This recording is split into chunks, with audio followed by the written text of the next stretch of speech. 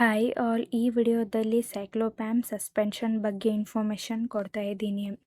ಈ ಸಸ್ಪೆನ್ಷನ್ ಏಕೆ ಯೂಸ್ ಮಾಡ್ತಾರೆ ಅಂದರೆ ಚಿಕ್ಕ ಮಕ್ಕಳಲ್ಲಿ ಬರುವಂತಹ ಇರಿಟೇಬಲ್ ಬೌಲ್ ಸಿಂಡ್ರೋಮ ಹಾಗೆ ಟ್ರೀಟ್ಮೆಂಟ್ ಆಫ್ ಆಬ್ಡಾಮಿನಲ್ ಪೇನ್ಗೆ ಬಳಸುತ್ತಾರೆ.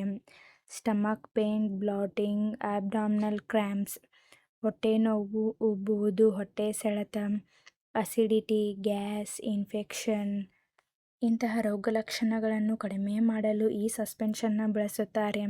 ಇರಿಟೇಬಲ್ ಬೌಲ್ ಸಿಂಡ್ರೋಮ ಅಂದರೆ ಕೆರಳಿಸುವ ಕರುಳಿನ ಸಹಲಕ್ಷಣದ ಚಿಕಿತ್ಸೆ. ಇದು ದೊಡ್ಡ ಕರುಳಿನಲ್ಲಿ ದೀರ್ಘಕಾಲದ ಉರಿಯೂತದ ಕಾಯಿಲೆ ಆಗಿದೆ. ಇದು ಚಿಕ್ಕ ಮಕ್ಕಳಲ್ಲಿ ಕಾಣಿಸಿಕೊಳ್ಳುವಂತಹ ರಕ್ತಸ್ರಾವ, ಅತಿಸಾರ, ಉಬ್ಬುವುದು, ವಾಯು ಸೆಳೆತ, ಹೊಟ್ಟೆ ನೋವಿಗೆ ಕಾರಣವಾಗಿರುವಂತಹ ರೋಗಲಕ್ಷಣಗಳನ್ನು ಕಡಿಮೆ ಮಾಡುತ್ತದೆ.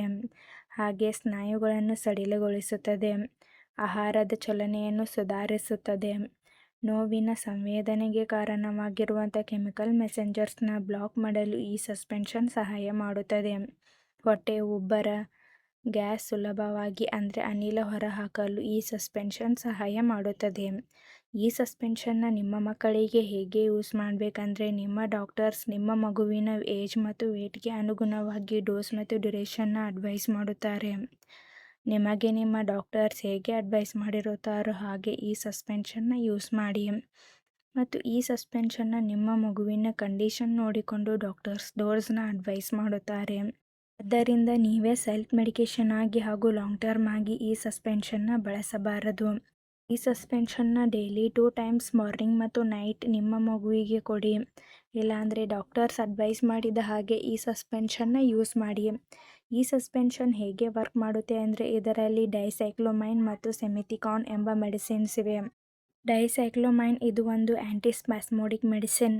ಈ ಮೆಡಿಸಿನ್ ಹೊಟ್ಟೆ ಮತ್ತು ಕರುಳಿನಲ್ಲಿರುವಂಥ ಸ್ನಾಯುಗಳನ್ನು ಸಡಿಲಗೊಳಿಸುವ ಮೂಲಕ ಕಾರ್ಯನಿರ್ವಹಿಸುತ್ತದೆ ಮತ್ತು ಹೊಟ್ಟೆ ಸೆಳೆತ ಅಂದರೆ ಕ್ರ್ಯಾಂಪ್ಸ್, ನೋವನ್ನು ಕೂಡ ನಿವಾರಿಸುತ್ತದೆ.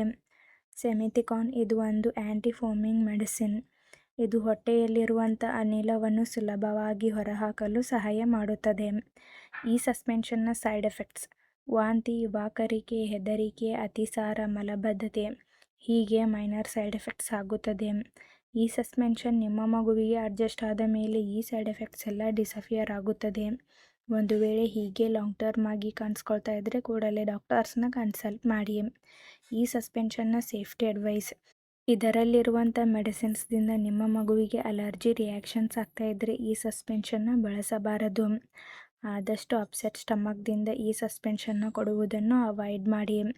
ಏನಾದರೂ ಫೀಡ್ ಮಾಡಿದ ನಂತರ ನಿಮ್ಮ ಮಗುವಿಗೆ ಈ ಸಸ್ಪೆನ್ಷನ್ನ ಕೊಡಿ. ಮತ್ತು ಡಾಕ್ಟರ್ಸ್ ಅಡ್ವೈಸ್ ಮಾಡಿದ ಹಾಗೆ ಕಂಪ್ಲೀಟ್ ಫುಲ್ ಕೋರ್ಸ್ ಮುಗಿಯುವವರೆಗೂ ಈ ಸಸ್ಪೆನ್ಷನ್ನ ನಿಮ್ಮ ಮಗುವಿಗೆ ನೀಡಿ. ಮಧ್ಯದಲ್ಲಿ ಸ್ಕಿಪ್ ಮಾಡಿ ಈ ಸಸ್ಪೆನ್ಷನ್ನ ಯೂಸ್ ಮಾಡಬಾರದು. ಮತ್ತು ಡಾಕ್ಟರ್ಸ್ ಅಡ್ವೈಸ್ ಮಾಡದೇನೆ ನೀವೇ ಸೆಲ್ಫ್ ಮೆಡಿಕೇಷನ್ ಆಗಿ ಹಾಗೂ ಲಾಂಗ್ ಟರ್ಮ್ ಆಗಿ ಈ ಸಸ್ಪೆನ್ಷನ್ನ ಬಳಸಬಾರದು. ಈ ಸಸ್ಪೆನ್ಷನ್ನ ಬಿಲೋ 2 ಮಂತ್ಸ್ ಇರುವಂತಹ ಮಗುವಿಗೆ ಬಳಸಬಾರದು. ಡಾಕ್ಟರ್ಸ್ನ ಕನ್ಸಲ್ಟ್ ಮಾಡಿ ಈ ಸಸ್ಪೆನ್ಷನ್ನ ಯೂಸ್ ಮಾಡಿ. ಮತ್ತು ಯಾವುದೇ ಮೆಡಿಸಿನ್ ತೆಗೆದುಕೊಳ್ಳುವ ಮೊದಲು ಡಾಕ್ಟರ್ಸ್ನ ಕನ್ಸಲ್ಟ್ ಮಾಡಿ.